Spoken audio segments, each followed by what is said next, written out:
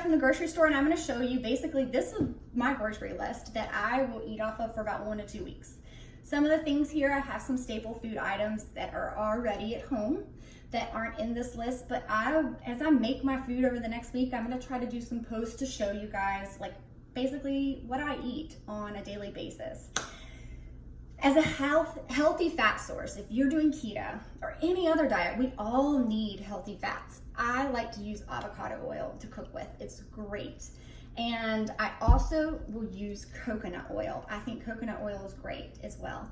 Avocado oil is slightly better than the coconut oil, but I still use both, especially when I'm making the fat bombs, etc., and different little side snacks.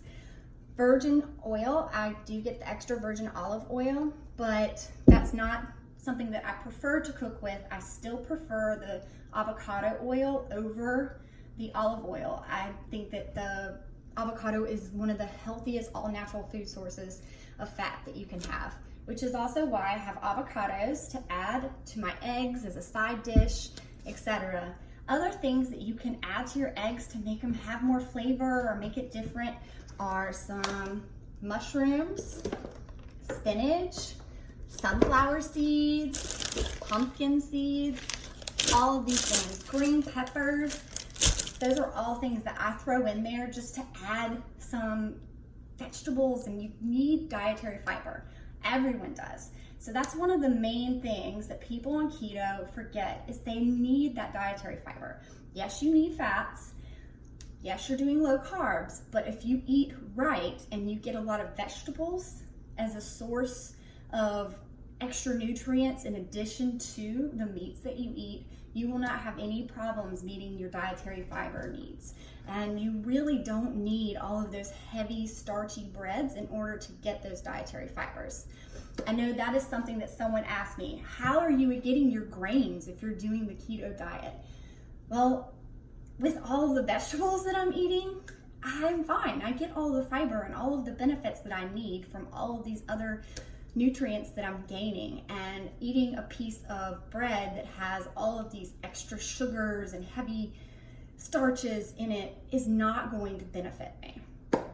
So also I want to go into some of my snack items. So I showed you, I also will snack on almonds, walnuts, pecans. Now walnuts have less carbs than pecans, so that's something as a staple item with me.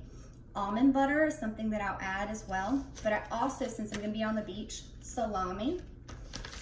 Some of these little meats here, they're wraps up, prosciutto, salami, pepperoni, all wrapped with cheese.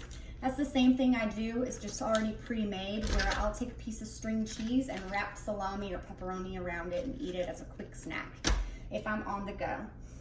Cream cheese is also a fat source that I use, and I use this to make cream sauces for the meats and the other dishes that I make, and I make all of my cream sauces from scratch using stuff like cream cheese, almond milk, and I do not use heavy whipping creams, etc.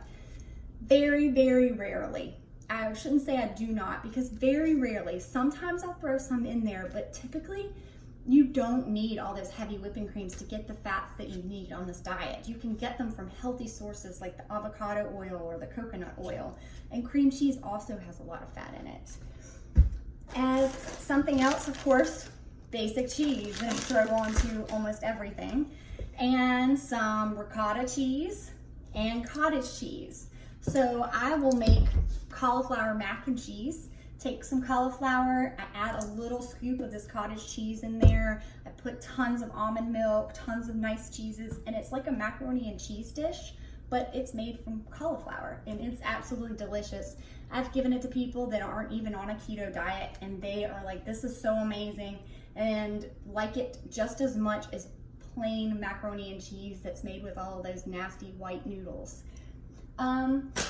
Something else that I will show you guys, I have some flaxseed here. I'm gonna make a dish using a little bit of the ricotta, some flaxseed for a snack, and I am going to use these chia seeds with some blackberries and almond milk to kind of make a chia, almond, blackberry like smoothie for in the morning. So I'll show you guys how to make that.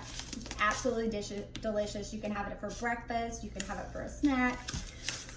And Tuna! Can of tuna. I know, high mercury, but if you have it in moderation, it is a great source of fat. And other dishes that I have in here some deli meat that's turkey. Be very careful when you purchase this deli meat because the deli meat has to have no sugars. I have 0 sugars here. You can get lots of sugars and lots of carbs if you aren't careful with your deli meat. I also have some ground turkey and also some USDA organic chicken. That is where I splurge. I always get organic chicken and organic eggs. One of the leading causes of breast cancer in women is because we eat all of this chicken that has all of these hormones in it. I have a close friend who actually had breast cancer, and that was what the oncologist told her. So just as a fun fact, and other than that, that's pretty much what I purchased.